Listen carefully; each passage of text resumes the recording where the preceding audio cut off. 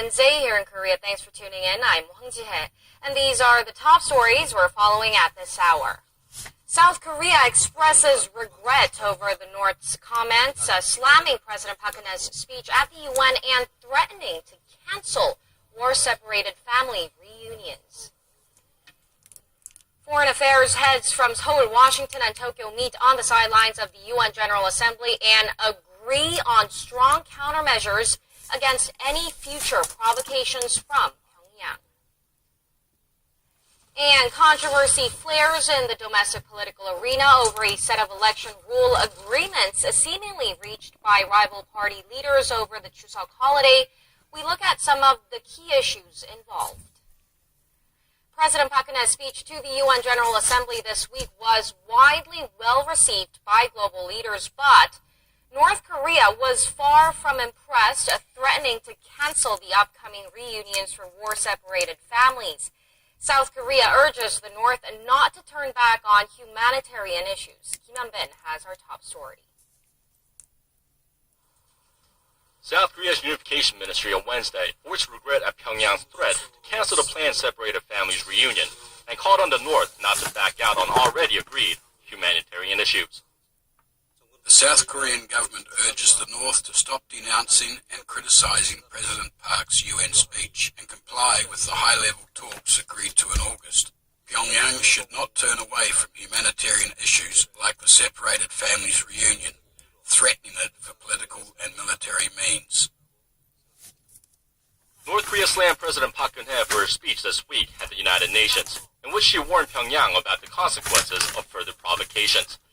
North Korea's committee in charge of inter-Korean relations said President Park has spewed out thoughtless words that attack Korea's own people and set the two Koreas at odds on the global stage. The committee claimed the speech ruined North-South relations when they were just beginning to thaw. It went on to say that President Park's speech, in the name of peace, reflected her ambition to reunify the Koreas while absorbing the North into the South, with the help of foreign countries.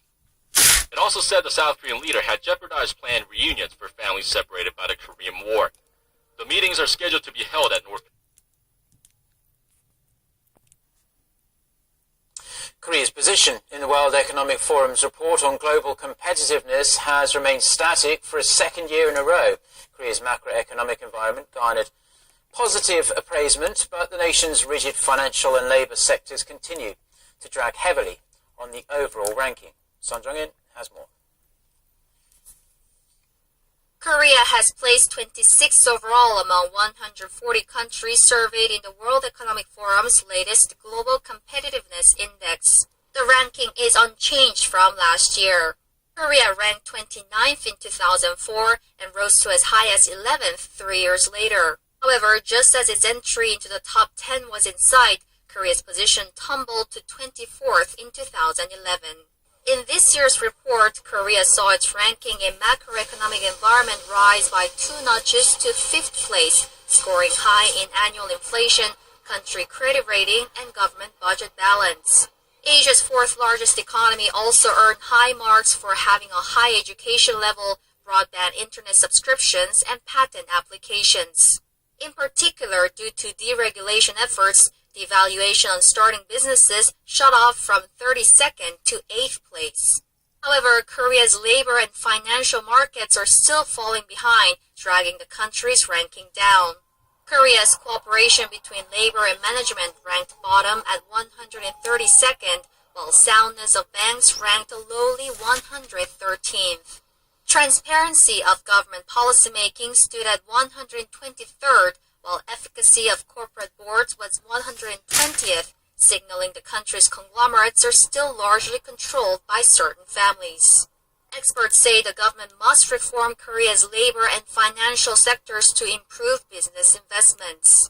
Switzerland maintained its top position on the list, followed by Singapore and the United States. Japan was 6th, while China trailed in 28th place, unchanged from last year. Son Jong-in, Arirang News.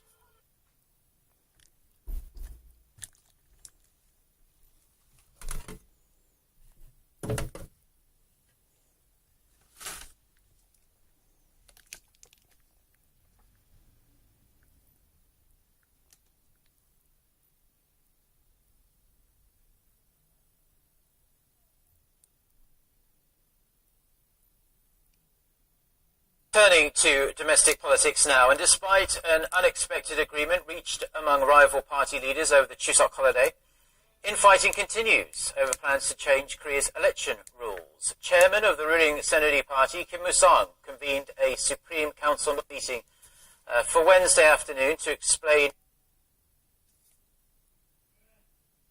agreement reached among rival party leaders over the Chuseok holiday. Infighting continues over plans to change Korea's election rules. Chairman of the ruling Saenuri Party, Kim Moo-sung, convened a Supreme Council meeting for Wednesday afternoon to explain his meeting with Moon Jae-in, his counterpart from the main opposition New Politics Alliance for Democracy. Seeing it as an opportunity to widen his political clout, Kim has been challenged by lawmakers loyal to President Park Geun-hye, who question his push for open primaries. Now Moon, who suffered heavy infighting over his party's reform measures, is being pressured to demonstrate his leadership by implementing reform initiatives. However, prospects of the agreement being implemented remains uncertain as party members, especially those from the ruling party, are likely to oppose the agreement.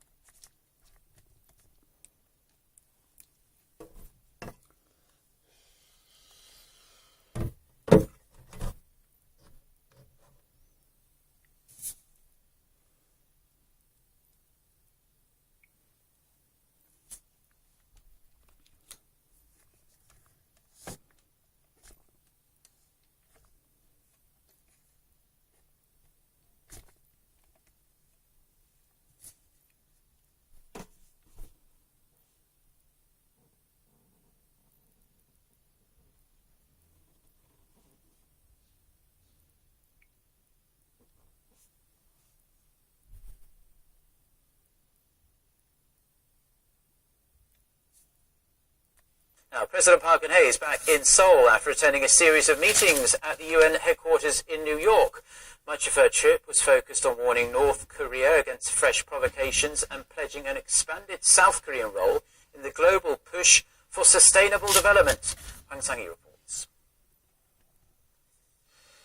After wrapping up her 4-day stay in New York, President Park Geun-hye arrived in Seoul on Wednesday. The main event of her trip was attending the 70th UN General Assembly. There, she used her keynote speech as an opportunity to sway North Korea from making further provocations. Her trip came amid Pyongyang's nuclear threats and speculation of a possible long-range rocket launch next month. 북한이 과감하게 핵을 포기하고 개방과 협력의 길로 나온다면 대한민국은 국제사회와 힘을 모아 북한이 경제를 개발하고 주민들의 삶의 질을 향상시킬 수 있도록 적극 지원할 것입니다. She stressed the importance of reunification, saying it would ultimately lead to a nuclear-free Korean peninsula. Much of President Park's trip was also spent introducing the so-called Semaul movement, an initiative that led the modernization of South Korea's rural economy in the 1970s. By adapting to the distinct needs of countries and to the changing times, the Semaul Undong can become a strategy for rural development globally and for progress nationally.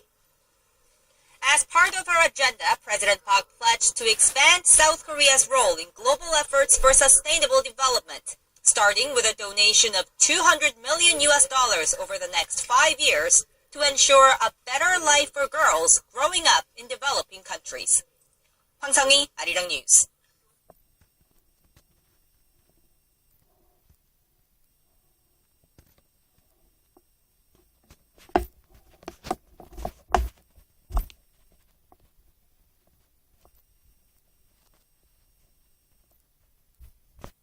Our top story this afternoon, the top diplomats of South Korea, the United States and Japan have warned North Korea against launching a provocation. They stress such a move would trigger much tougher international sanctions against the regime. The United Front comes as speculation mounts Pyongyang will launch a rocket next month to mark a key political anniversary. Our Foreign Affairs correspondent Song Gi-son starts us off.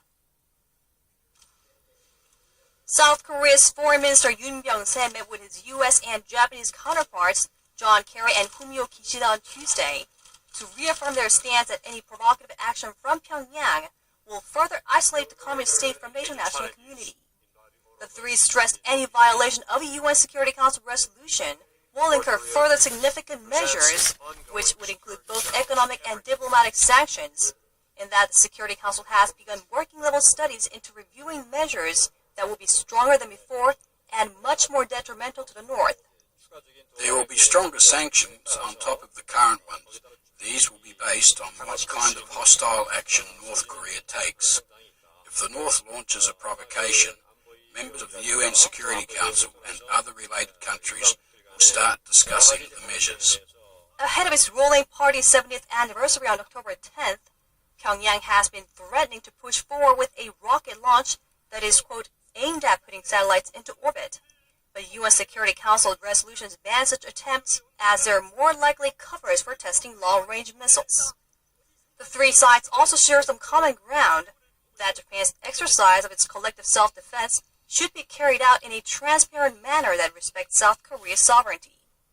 Tokyo recently passed new security legislation allowing its self-defense forces to fight overseas in the name of aiding allies, which, in the event of war with North Korea, could enable Japanese forces to enter the Korean peninsula in the name of helping the U.S. 송지선, 아리랑 뉴스.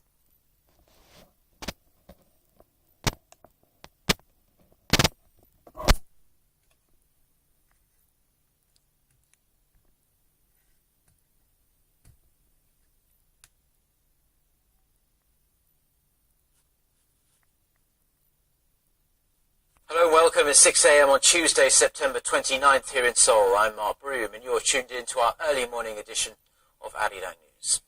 Our top story this morning, President Park Geun-hye gave her highly anticipated keynote speech at the UN General Assembly on Monday local time.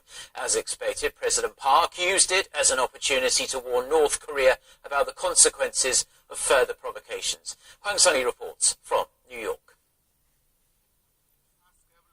President Park Geun-hye says North Korea's nuclear ambition is one of the most urgent issues to be addressed by the international community.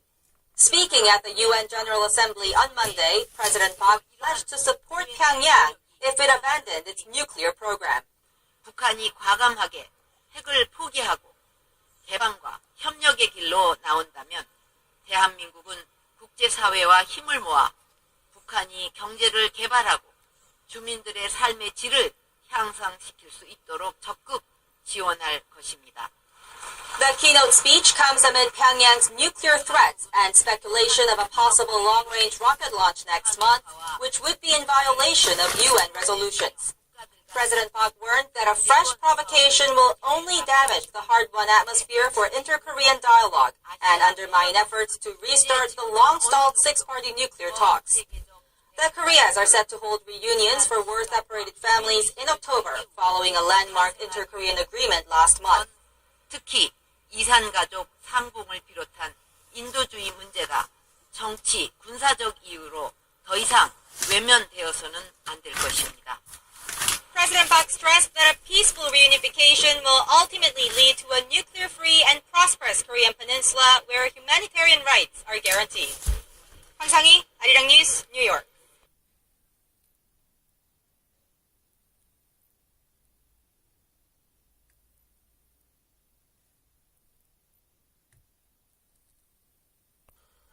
The 70th regular session of the UN General Assembly is underway at UN headquarters in New York, marking the 70th anniversary of the UN's founding. President Park has had a hectic schedule during her visit, delivering the keynote speeches at the UN Sustainable Development Summit and the 70th session of the UN General Assembly, as well as taking part in a summit on UN peacekeeping operations. On today's upfront, we discuss the overall achievement made by the President's visit to the UN and expected role of Korea when it comes to further implementing the goals discussed at the summit. Timely issues, we have four great guests here in the studio. We have first Kim Eun-mi, Dean of Graduate School of International